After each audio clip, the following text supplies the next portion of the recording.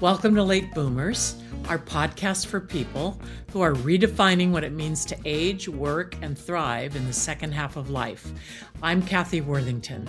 And I'm Mary Elkins. We talk about everything from health and relationships to money, reinvention, and staying relevant in a very fast-changing world.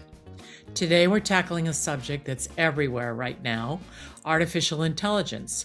Some people hear AI and think robots are coming for their jobs. Others feel overwhelmed and assume it's only for giant tech companies. Yeah, that could be true, but the truth is many boomers are still running businesses, consulting practices, coaching companies, family businesses, or they have passion projects, and AI may actually be one of the biggest opportunities available to help them work smarter, not harder. Exactly. If you're spending too much time answering the same emails, chasing invoices, posting on social media, managing client data, or trying to keep 12 different systems talking to each other, AI may not be replacing you, it may be rescuing you. That would be great, wouldn't it? And many business owners in our generation built their companies before automation even existed. So they may be carrying years of patchwork systems, manual processes, and habits that worked great in 2008, but not so well in 2026. That's why today's guest is so interesting. He doesn't just talk about shiny new AI tools, he focuses on fixing the operational foundation first, then implementing automation in ways that actually generate revenue and reduce stress. And he's generated more than $113 million in revenue for clients across 19 industries, built 13 businesses himself, and combines deep systems engineering with decades of direct response marketing experience. Please welcome Antonio Thornton, founder of Aixios. Glad to Antonio, be here. Glad to be great here. here. Great to have you. You've generated over 113 million in revenue for clients across 19 industries. So, what is the single biggest pattern you see in businesses that are stuck, and how does it connect to operations? Yeah, it's a wonderful question. The biggest thing that we see is fundamentally most people go into business with the idea of I'm good at a thing. Maybe I worked at a corporation and did the thing. I want to go off and do the thing myself. Mm-hmm. They don't really think about really building a business around it. What they're Mm. doing is just really just created a glorified job for themselves. Oh, So there are no systems in place.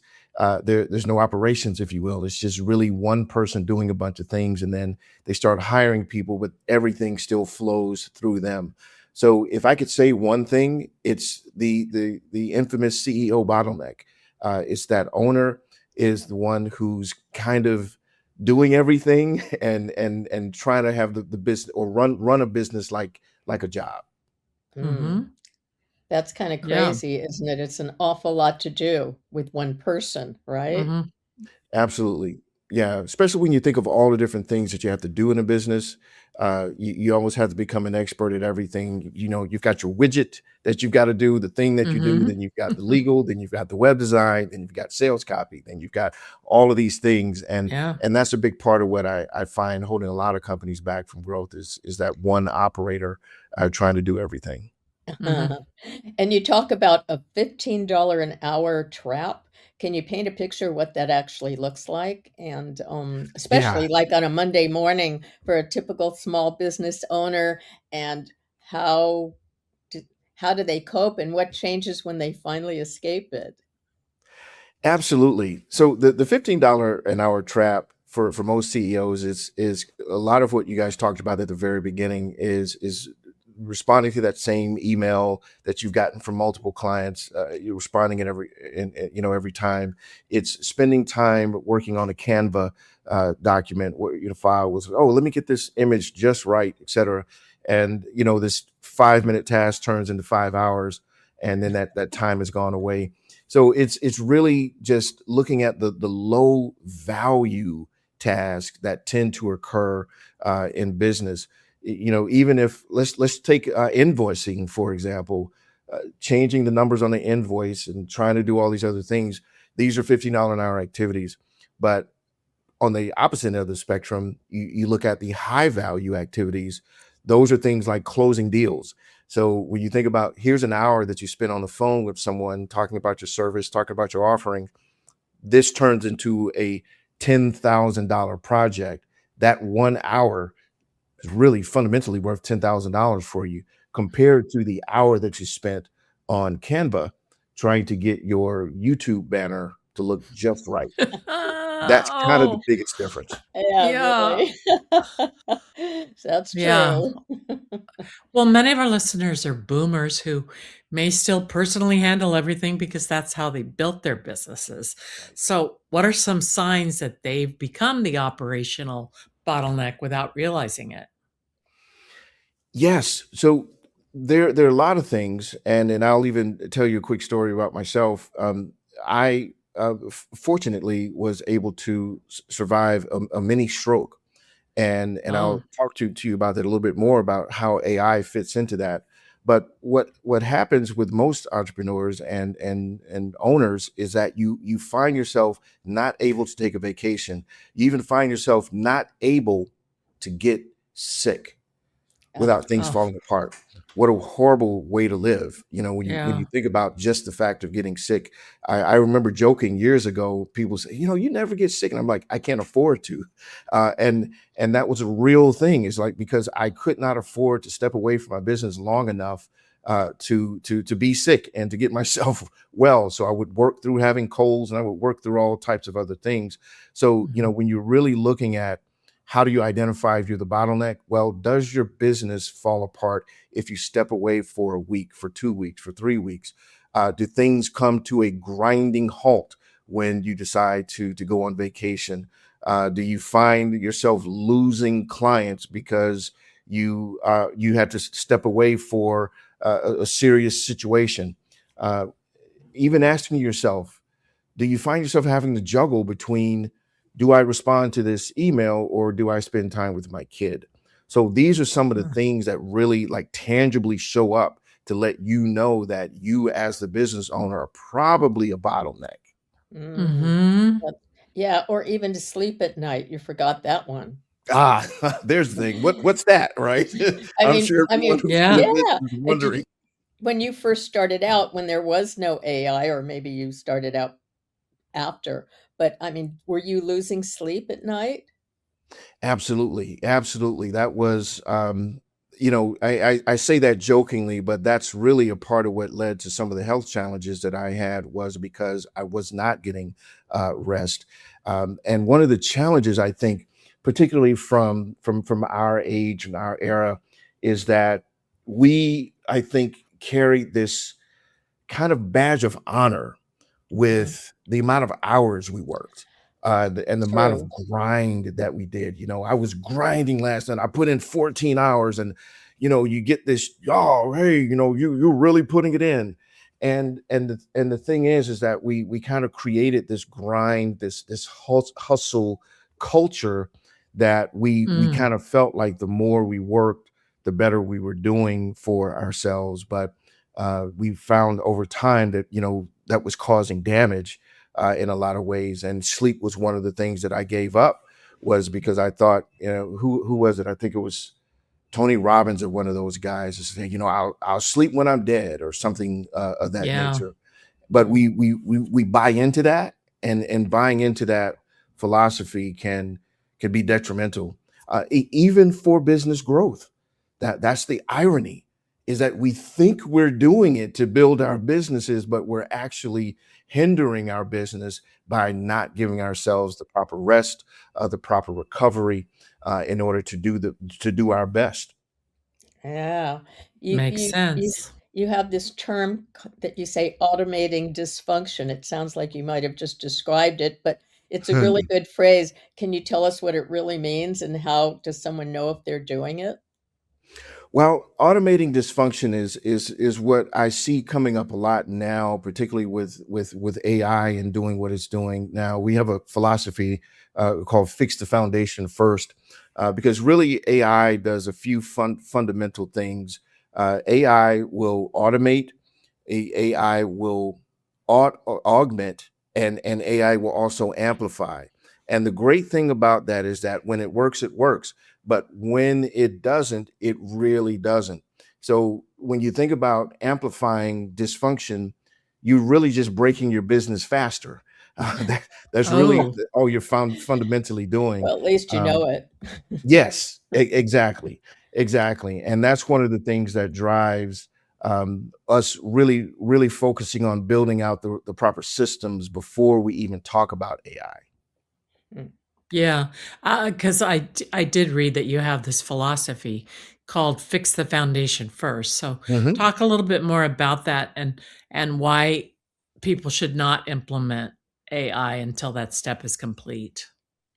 Yeah. So when you think about, let's say an automobile, like we'll just say like a powerful car like a Lamborghini or Bugatti or something of that nature, you wouldn't take that car and put a 7-year-old in that driver's seat. They're just going to find themselves, uh, you know, putting themselves in a lot of danger. And I think that's kind of what happens a lot of times with Mm, AI, is that we're just we're tapping into this big monster, if you will, without the proper education, without the proper foundation in place.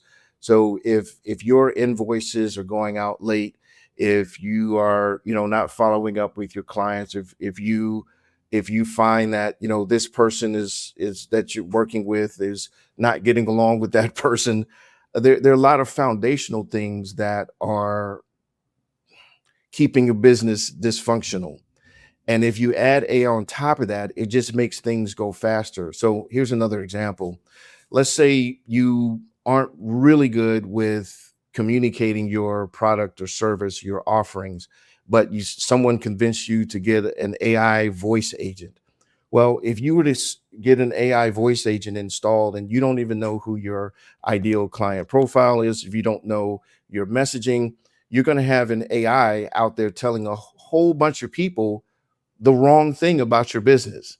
Mm. So that type of mhm. thing is what can be more detrimental than beneficial, just by not having those foundational things in place. Yeah. I see. So there's a That lot of homework involved before Yes, you absolutely. put these tools into your system. Yeah. mm. Wow. Yeah. And I would think that every company is quite different with their dysfunctionality. Um, And I'm sure you learned that early on because you have 27 years as a Microsoft certified systems engineer and 30 years in direct response marketing. It's an interesting combination. So, how does that background change the way you approach AI as compared to, say, a typical consultant? Well, I say this as respectfully as I can, but the majority of people that I see in the space right now are folks who watched a couple of YouTube videos, Ooh. and maybe even bought a $500 course, and they're calling themselves AI consultants. And it's unfortunate because I'm seeing them do a lot of damage in the AI space, because you've probably heard the phrase, no code and low code and those types of things. And fundamentally, no code is a fantastic concept, but what people don't take in consideration is what happens when that code breaks. If you don't know what's behind it, you're doing your clients a disservice. And I say that with the utmost respect to people who are out here in the space and trying to make a living as AI consultants, but it is something that I have to stand behind. Being in this space for almost 30 years, I see business and technology very differently than most. My nickname is the Prophet Engineer, because of my background in engineering, being a Microsoft systems engineer. So when I work with a client, I don't sell products. I don't sell services. What I sell is solutions and results. And I get to that through what I require from every single client that I work with, which is an AI audit. We do this with every client we work with, and I always Mm. liken it to going to a doctor. You know, if you went to a doctor and said, "Hey, you know, doc, my back hurts," and the doc says, "Okay, great, here, take these, and take 2 of these and call me in the morning." Well, what You would know, that entail as far as an mhm. AI audit? And also I'm not sure our audience knows what the no code code definitions are. Can you explain Yeah, it a yeah, little I'll bit? explain both of those. So, what no code means is the ability to create applications, to create websites without having to know how to program. And again, those things are fantastic on the front end, but there is real code on the back end of those applications, and that's where the disconnect tends to come in when people are selling what we call no code solutions. Mhm. And with that AI audit, like I said, I kind of liken myself to a doctor where I'm going to diagnose, I'm going to triage, I'm going to ask you questions about what's working in your business, what's not, where are you seeing the dysfunction, where's the pain coming from in your business. Just like a doctor would ask, hey, how long has your back been hurting? Does it hurt all the time or just some of the time? Does it throb or is it a very sharp pain? And by asking those questions and doing that deep diagnosis, a doctor's able to identify, well, you know what, you may have this other thing, you or this thing here. We'll do some tests, but I think this is what it is. And that's kind of what we do with the AI audit. I'm going to ask questions about your operations. I'm going to ask questions about your marketing. I'm going to ask, and even for those who have employees, we do interviews with the employees and we ask, hey, listen, we won't tell your boss, but hey, what's going on in the business? And a lot of times we get so much great information talking to the employees that the CEO has no idea what's going on. And that's where Oh, we start yeah. because that's where we're able to deliver real value. Yeah, well, they're Especially out there in the field. Yeah, especially if it's a real big company, right? You absolutely. you gotta do that step. Yeah, Absolutely. but a lot of owners are juggling like 8 to 12 different tools for CRM, email, payments, calendars, social media, and all that. Mhm. So, what is that fragmentation actually costing them that doesn't show up on a spreadsheet? It's costing them time. And that's the biggest cost that I can say. It is costing most CEOs time, and if I have to take it even a step further, it may even be costing well-being, whether it be mental well-being or Mm, physical well-being. Just as I mentioned earlier, I had a TIA years ago, which is pretty much a mini stroke, and mhm, and I lost a little cognitive functionality, I'll say, and I had to really get get back through, going through some training, physical training, and get myself back, functional. And AI was able to help me with that by filling in a lot of the gaps. There was a time where I mm, would be having a conversation with someone, and I'd hear the words that were coming in, but it was just scrambled in my head. It was almost like a word salad. And what I was able to do was using technology. I was, particularly on a Zoom call, I was able to take someone's live transcription and run it through AI and get, what is this person actually telling me? So over time, this was able to help. So, when you ask the question of what are the costs, the cost can be tremendous. The biggest cost is going to be time, finding yourself doing a lot of those $15 an hour activities, finding yourself trying to patch systems together. This thing doesn't work now, and now this thing is over here. That's the biggest issue. But like I said, one of the side effects is the mental cost, the mental strain that you deal with trying to manage all of those things mhm. by yourself as an owner or founder. So, how long ago would your TIA have been that you had access to that good of an AI? Yeah, this was 3 years ago. Yeah, Mm, so Okay, this so is three right at years the ago. that's advent of when people were just starting to use it on an everyday kind of basis, right? Well, yeah, I was actually using AI in a Well, and I always like to say AI has been around for a lot longer than most Oh, people yeah. know, right? You know, Oh, when we yeah. think about Siri, we think about those types of things. Oh, yeah. That is a form of artificial intelligence. Right. So I was using a lot of artificial intelligence for quite some time before ChatGPT became as popular as it is. Before people were utilizing it, but and there was a lot of that just came from my technology background of being out of Right. Microsoft. I had access to a lot of that technology before the general public did. Actually, that's in a way very hopeful for our listeners who are getting up there in the years and they're Hmm. wondering, how am I going to keep going with my business when I don't really feel like I have the energy or the understanding of all the new technology. So it's hopeful. Um, and on that note, can you walk us through what it looks like day to day when a business owner goes from doing everything manually to having AI and automation doing all the heavy lifting, and tell us what that looks like and what the first week might look like. Yeah, Mary, that's a great question. I'll say this: the in all honesty, the first week is pretty chaotic. I'll say that. What we're doing usually that first week is uh, kind of digging up some of those bones and open up, getting those skeletons out of the closet, finding out that the business was actually run with, held together with duct tape. So we have to really get clear and get honest about what's going on in the business. So that first week is typically a lot of cleaning up and a lot of figuring out where things are. But when you start looking at week 2, week 3 is when we start implementing some of the systems. We start getting some of the things out of the founders and owners' head into an actual system. And once we start doing that, the system starts becoming smarter and understanding. Well, this means this, and that means that. This person does this, etc.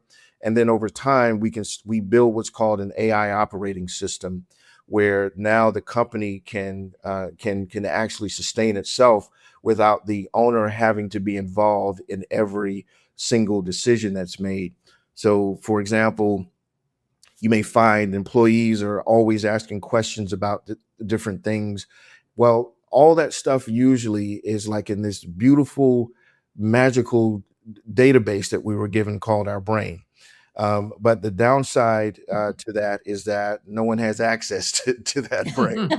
So we have to Yeah. get a lot of that stuff out, and we do that through a lot of fun and creative ways. So, for example, if people do Zoom calls with their clients, we can take those transcripts and then turn that into a second brain for that client or for our client. If they do calls with their team on a regular basis, those transcripts can then again be a big part of that database. But we do a lot of interviewing. That's the other side of it. It's like we ask questions like, hey, what happens when this thing happens? Oh, well, so and so and such and such. That becomes raw data that now can instruct the AI on how to handle those things. We even will grab their email. So let's say their clients are sending them questions via email and then they send the response back. That now becomes raw data that can instruct the AI on what to do and what not to do, how to answer questions, and that's where we end up putting chat bots on a website instead of someone having to pick up the phone and call and ask a question that 19 other people have asked that same day. They can get that question live right there on a website. So over time, that AI operating system, it does just that. It becomes a fully integrated operating system that can run the business. I have right now, our system is called TonyBot, and TonyBot runs my business. And I talk to TonyBot right from my phone, so I can say, "Hey, send so and so an email about such and such," and it can draft that in my voice, send that email to that person, and also wait for the response. So over time, it can be a life changer. It's Yeah, because almost when like you talking to another person in a way. Oh, Yeah, sure. it's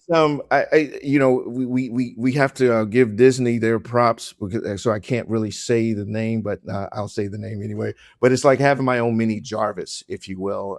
For those of you who are Marvel fans, there's that AI Jarvis that everyone's familiar with. But yeah, it's just like having that AI assistant with you everywhere you go. Yeah, because while you were talking, I was thinking the logistics in learning how you're collecting what's coming in and what's Yes. going out, because that all has to be collected so that whatever AI tool you're using knows that went out in that email. And, it kind of boggles my mind because I don't know Right. what that piece is, how you do that. So that's the learning curve when people are signing on with you or getting advice, right? Yes, absolutely. And the thing is that we have a lot more of that already in place than we typically know. Like I mentioned, a Mhm. couple. You've got uh, email that you may be communicating with your clients, Mhm. email that you may be communicating with your team, calls, Slack, Google Chat, all of these things that typically take place on a regular basis. We don't realize that this is real data that an AI can be trained on, and that's what allows us to kind of duplicate the CEO, to duplicate that founder, so that they can slowly but surely start finding themselves stepping away. So, from a very pragmatic and very, if I want to just give a really solid tip to people, I would say start recording everything you do. If you Mm. call on Zoom with your client, record it. If you're talking with your employee, don't talk to them over the phone. Get them on Zoom and record it. Take all your and take all your sent emails and start looking at what are people what do they tend to ask me. That's a really great place to start with building out an AI operating system. Mm. That's great. So if Yeah. someone's listening right now and they've got a business that is doing anywhere from $500,000 to 5 million in revenue and Mhm. feels like they themselves are the bottleneck, what is the very first thing that they should examine and why? Why? Well, as Michael Jackson used to say, I'm starting with the man in the mirror. So they Mhm. would. That's the best place to start, right there. Um, Here's a fun exercise that I think a lot of CEOs can do is just start out with a very simple uh, what does my ideal business look like? Like, really, what does it look like? Because I don't think a lot of CEOs even ask themselves that. They just kind of wake up and do the thing because they think they have to do the thing. So if that's, I would like to work 4 hours a day, then I like to take off and do my gardening, and I'd like to, go for a walk, etc. If that's what you're envisioning, then say, okay, now here you have your goal on what you're looking for. Here's where Mhm. I am. I'm working 14 hours a day. I'm not gardening. I'm doing those things. So now you have your gap, that delta between where you want to be, where you are, and where you want to be. So starting there, I believe is one of the most powerful things you can do. And what that does is it gets you clear on the difference between, what you're doing now versus what you want to be doing, so you can now start looking at the shift. Another exercise that I take a lot of my founders through is a process we call time bank. And time bank is a process I created over the years. It's time bank GPS. It stands for Growth and Profit System, and it's a very very simple, uh, challenging but simple activity. And all you do is you take your phone or some other device, and you set a timer for every 15 minutes. And when that timer goes off, you stop what you're doing and you write down what you've done for the past 15 minutes. That's it. That's it. That's the foundation of the exercise. And here's what that does. By the end of the day, you get a chance to see all the things that you've done for the day. Now, how many of us have worked 10, 12 hours, and then at the end of the day, we're looking around like, "Oh my gosh, I'm exhausted, but what did I even get done? What did I do?" Right. So Yeah. just starting there, it gives you the opportunity to know what you've done for the day. Now, if you want to take it even a step further, you look at all the activities you've done for the day and you drop it into one of two categories.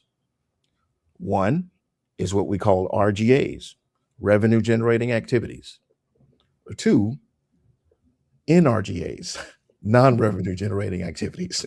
So Mhm. now you see, okay, I've done 30 things today. Of the 30 things, one of them was revenue generating. Oh my gosh. Pretty shocking. Yes, absolutely. So that now gives you a clear picture of where you're spending your time as an owner. So now you can start saying, "Oh my gosh, now I need to flip that." And that's really where most owners are. They're spending about 90 to 95% of their day doing non-revenue generating activities. So when you ask the question, what can an owner do now? The first thing they can do, identify where they are and where they want to be. And then the next thing is look at their day by using that time bank system, and you'll be shocked. You'll be absolutely flabbergasted to see how much time you're spending on activities that makes your company no money at all. That Yeah. applies to life too, in Exactly. all aspects. Um, Absolutely. yeah, and on this subject, as we mentioned earlier in our intro, you've built 13 businesses yourself. So, Mhm. what's the most expensive lesson you've learned about operations that you can help clients avoid? Ooh, the most expensive lesson, huh? Um, ask questions. Yeah, ask questions first, and that just really boils down to market research fundamentally. Because one of the worst things you can do is build a business that sells a thing that nobody wants. That's just pretty much what it boils down to. And I think that happens a lot of times with creatives is that we come up with these great ideas and then we want to go do the thing. We build it, kind of believing in that whole idea, build it and they will come. Uh, Unfortunately, that's not a reality. So I had to learn the hard way. And one of my mentors kind of taught me was like, no, this is like you find the people, find what they want and sell them that thing. So instead of building something around an idea or a concept. So yeah, I've definitely seen the most expensive lesson I've learned is just asking questions on the front end. Does the person really want the thing that you're selling? That's a Mm. major sales job. Yes. Yeah, well, what could someone do this week without spending a dollar to start seeing where their time and revenue are leaking? Without spending a dollar, time bank. That is the thing that I recommend. I have a full program that I sell. It's $1,000, but I just literally gave you the foundation of it right here for free. It's literally starting with taking those 15-minute increments, writing down what you did, and then qualifying them at the end of the day. Now, in my system, I have a little bit more than the two categories. I have actually 13 categories, and they go into various things about, necessary but non-revenue generating activities. And then there's also the difference between high yield revenue generating activity and low yield revenue generating activity. But again, that's in my program, a little bit more complex, but the easiest and the fastest thing that they can do right now for free is just get that timer out. Doesn't cost anything. Grab your phone, do it on the computer, whatever. Set a timer for every 15 minutes, write down what you did, and then at the end of the day, identify which things are revenue generating and which ones weren't. That is, I can say with a to the core of who I am, that's probably one of the most effective things that an owner can do in their business. Yeah, Ah, very smart advice. A lot of boomers still feel intimidated by AI because they think they're too late to the game. Mhm. So, what do you say to people, to business owners and people who'd like to start a business who are in their 50s, 60s, or 70s who worry that this technology is just moving way too fast for them? Well, I'm always reminded of the Ray Kroc story. You think about Ray Kroc and the McDonald's story. He Yeah. This oh yeah. happened in his 60s. So this is not a scenario where this is a rare thing that's been done before. So with that, always you come back to Ray Kroc and knowing that He built one of the most successful restaurant franchises in the world in the second half of his life, and that's an encouraging factor. The other thing is that AI is moving fast. It is. But the reality of it is you're not too late. If you're listening to this podcast right now, I can tell you the from being on the field, being in the trenches, you're not too late. This is the perfect time to get into AI. In fact, if you would have gotten into it 2 3 years ago, you might have found yourself in a lot of trouble because we broke a lot of stuff over the past few years. Mm. So you're in a place now where a lot of the kinks of the newness of AI have been worked out. The Ah. security gaps and the problems with AI putting out the wrong information, or a lot of that stuff has been addressed. It's been fixed. So now is really a good time to come in because we've already kind of taken a lot of the arrows from that first push. So here you are in a perfect position, particularly listening to forward thinking podcasts like this. You're in the perfect position to take advantage of and Mm. utilize AI in your life. Good. I like being lumped in with the forward thinking podcasts. Yes. I'm very happy about this subject. What are one or two AI tools or systems that you think are actually worth learning right now for small business owners? And which ones are mostly hype? Great question. Because there is a lot of hype. We did an estimation a few weeks ago, and we identified that there are 211 new AI applications launched every day. Oh Ooh, no. Yes. that's impossible to keep up with. Every day, exactly. So when you think about just that amount of technology coming out, it is virtually impossible to keep up with, and there's a lot of hype that comes out of it. We've heard about things like Open Claw and DeepSeek and all these other things, and a lot of them go down even further, down the path of Seed Dance and Hermes and all these other things, right? So you hear these terms flying around, but the one tool that I can say is probably the best tool for any business owner to get familiar with, to just choose to say, I'm gonna hang my hat on here is Claude. Claude AI is probably going to be one of the best for a whole multitude of reasons. I'll just give you a few. Um, I try not to turn things political, but we know what happened with the whole Department of the Defense thing, where Department of Defense wanted Claude to use for their killing machines for the most part, which is a horrible thing, and they refused. So here you have a company, an AI company with ethics. They're like, hey, you know what? We're here to make the world a better place, not to perpetuate war. So I think that's just a great foundational reason to be a part of the Claude ecosystem.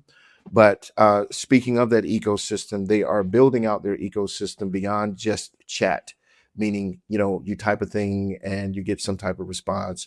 Claude has developed Claude Cowork.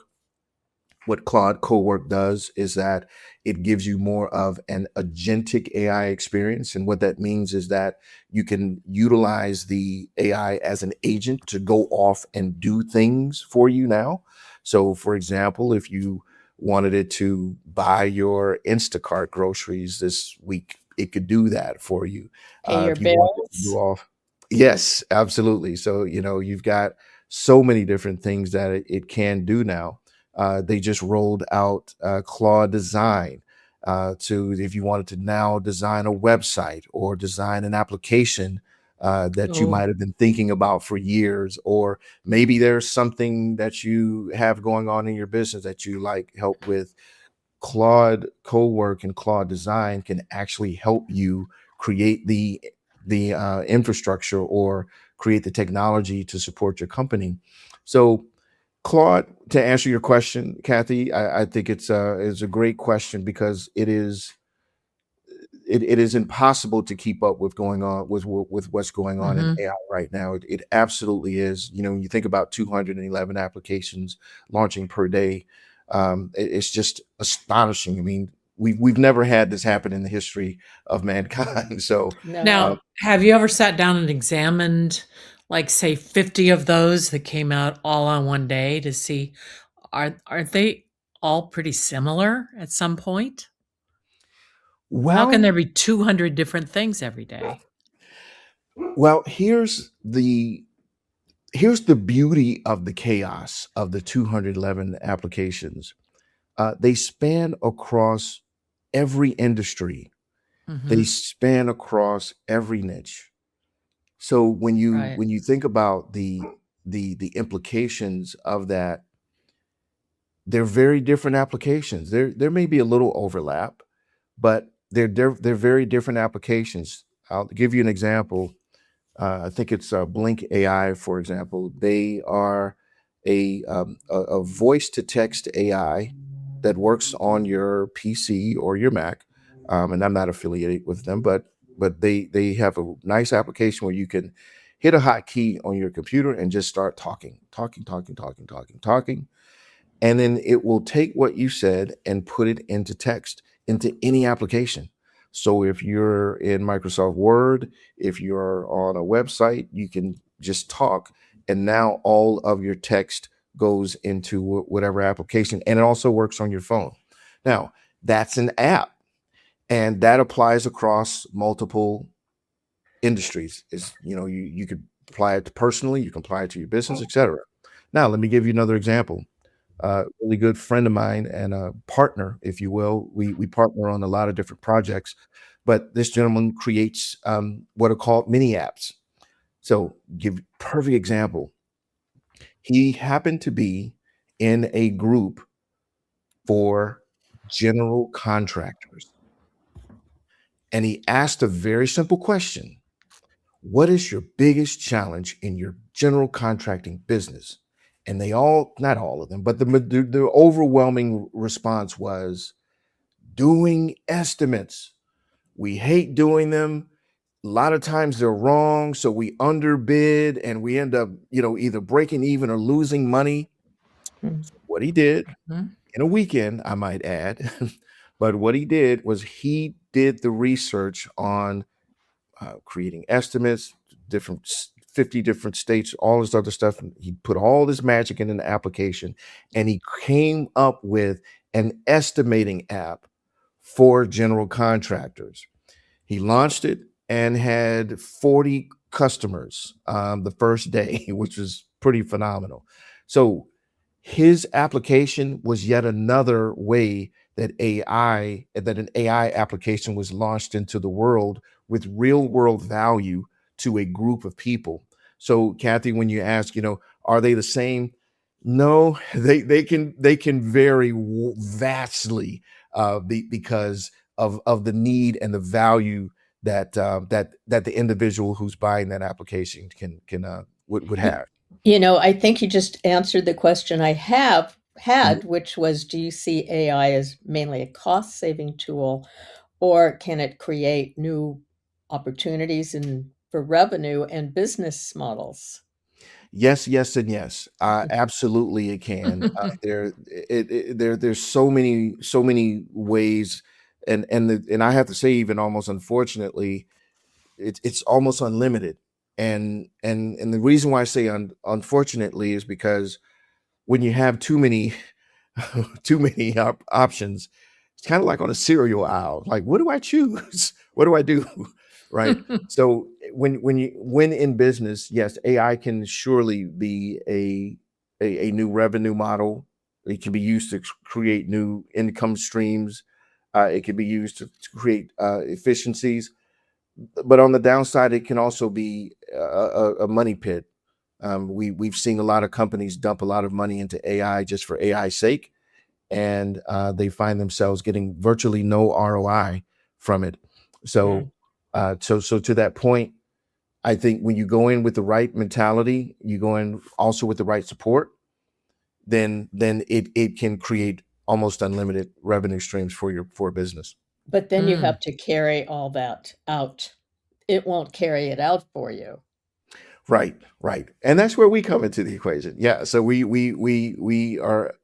love to partner with our clients. We don't tend to just go in and just sell, here's this thing and see you later.